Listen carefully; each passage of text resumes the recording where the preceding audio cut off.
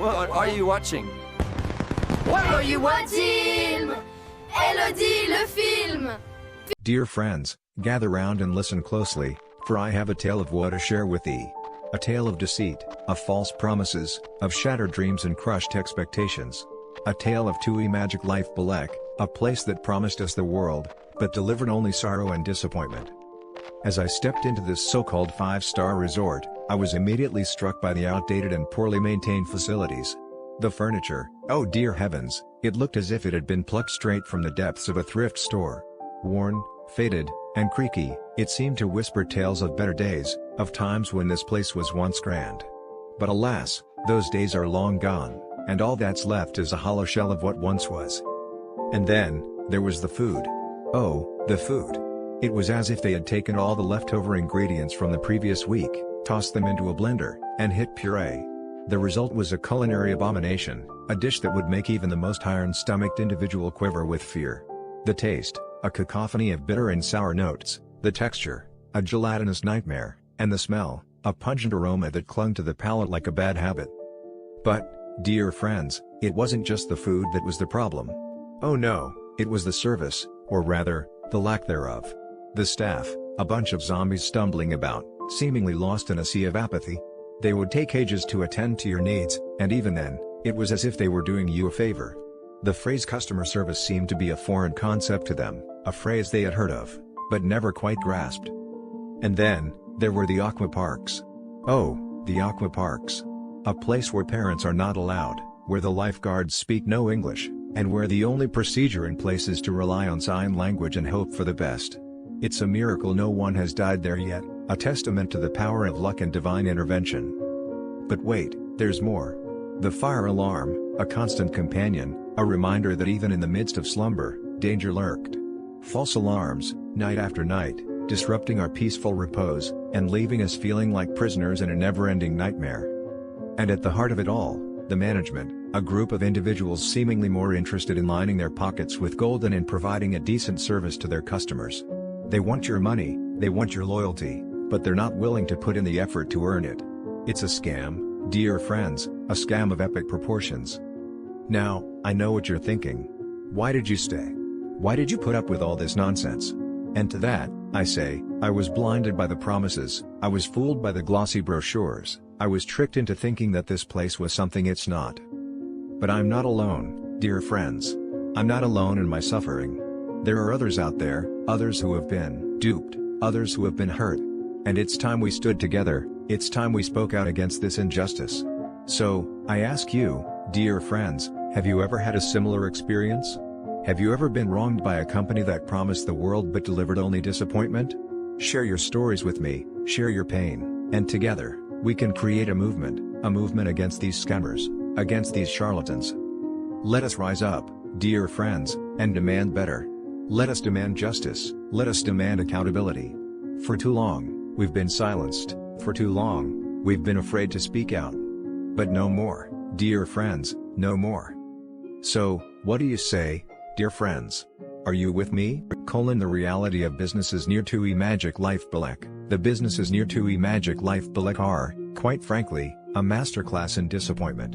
If you're expecting luxury, efficiency, or even basic competence, lower those expectations. Way lower. This isn't just about a few bad apples. This is about a pattern. A culture of mediocrity wrapped in glossy brochures. Let's peel back the layers. Hotels, the art of overpromising and under-delivering. Hotels here have perfected the illusion of luxury. Take glorious Serenity Resort, a place where logic goes to die. Guests arrive expecting paradise, only to find sunbed wars by 9 a.m. The beach has 300 sunbeds for 1,000 guests. Simple math? Not for them. And if you dare complain, expect blank stares. Staff barely speak English, so good luck negotiating. Then there's the bait and switch with dining. All-inclusive suddenly means a la carte meals costing €150 for a bottle of wine. One family was charged twice for their room, then refunded the wrong amount. When they complained, the hotel begged them to delete their bad review instead of fixing the problem.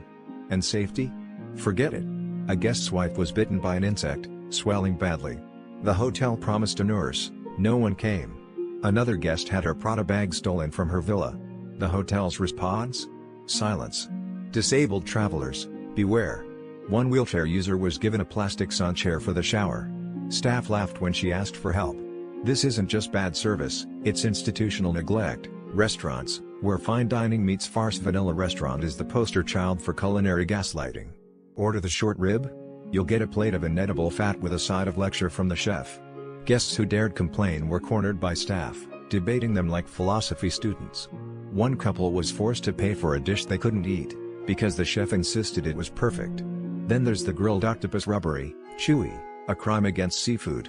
When a guest, who cooks octopus professionally, said it was overcooked, the waiter argued, "We tasted it. Nothing's wrong." Even the gluten-free menu is a lie. A celiac guest was served a GF dish, topped with a flour-based garnish. The chef's defense? Shrug. And don't expect mercy if you just want a coffee.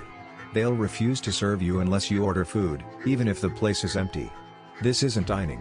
It's paying to be insulted. Entertainment, the illusion of fun. Land of Legends Shopping Avenue is a ghost town by day. No shows, no energy, just overpriced shops and confused tourists. At night? Chaos. The legendary light show starts late, if at all. Kids cry. Parents fume. And the music? Deafening, like a nightclub for toddlers. One guest called it illegally loud because someone forgot children have eardrums.